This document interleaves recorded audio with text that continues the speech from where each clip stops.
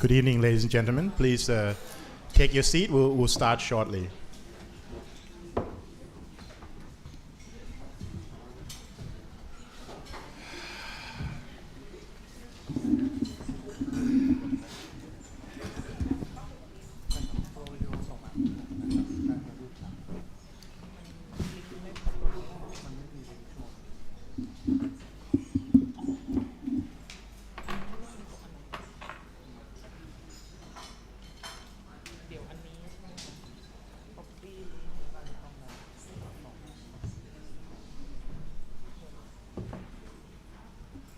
All right.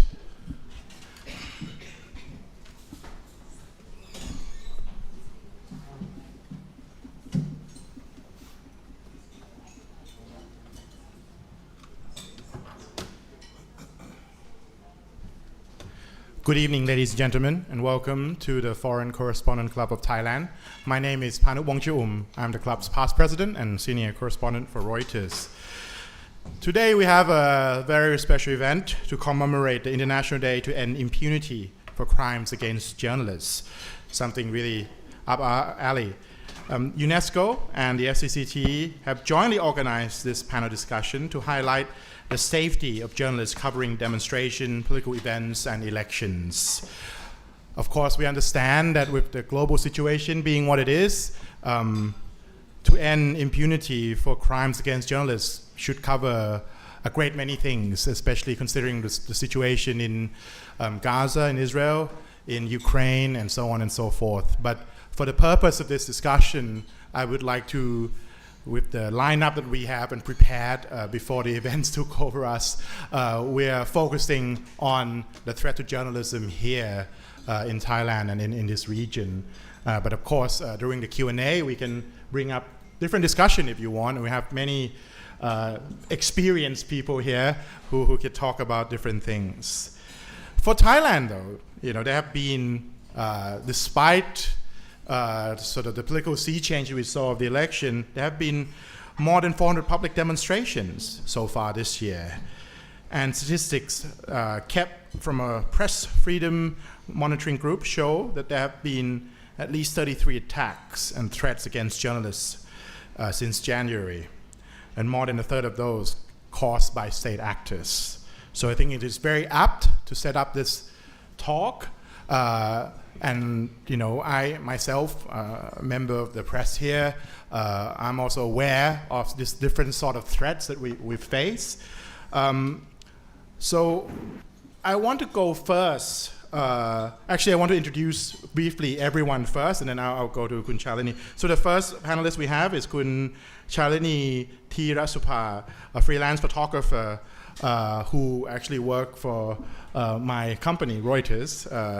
And she was injured during a protest at APEC in 2022. The second, of course, we have Tony Cheng, no stranger to us, a member of our board, an Al Jazeera veteran foreign correspondent who frequently covers wars and was arrested. For the purpose of this discussion, we want to bring his arrest in 2017 at the Bangkok airport for carrying bulletproof vests. Thirdly, we have Kun Saksit Sayasombat, my old colleague, CNA Thai correspondent and longtime observer of Thai politics, who will be talking about the threats that we face generally working here. And of course, we have Ajahn Panasiri Gulab from Chulalongkorn University, who have researched on the role of Thai media in protest and political violence, who will give us a broader picture of the situation. And last but not least, my fellow board member, Kun Phil Robertson, from Human Rights Watch, Deputy Director, and also, of course, FCCT board member. So without further ado, I want to first go to Kun Chalini, or as we call her, Kun Jane. Maybe some of you may be familiar with this story, but basically during the APEC meeting last year, there was street protests, anti-government protests. And And it was not very, I mean, I walked past the protests, I've, walked to the meeting venue. It was not very violent or even lively in many ways. But there were moments throughout the day where the tension rose. And of course, unfortunately, Jane Kunchalani here was hit in the eye while she was taking photograph of the police cracking down on the protests. So Jane, maybe you can recount what happened and tell us about the process that you have to go through to get any kind of justice. Okay, thank you, and it was lovely to be here. So eventually it happened last year in November 18, I remember correctly. I was there shooting for Reuters, and I was supposed to go to the APEC summit later to have a proper breakfast, but it never happened because of the protest. So I was there in the protest with full gears, because in Reuters we have to go through all the safety training that even the small protests you need to carry all the gears or the first aid kit with a helmet and goggles just in case something could happen. And I was one of the only two photojournalists on field with the full protection gear all the time, and there were many clash. The second crash was quite vital, but not as much. So we just sat down and we just waited. And it's not supposed to be such violent. I mean, it's supposed to be just an anti-APEC protest. So during the fourth crash, we were there in the middle.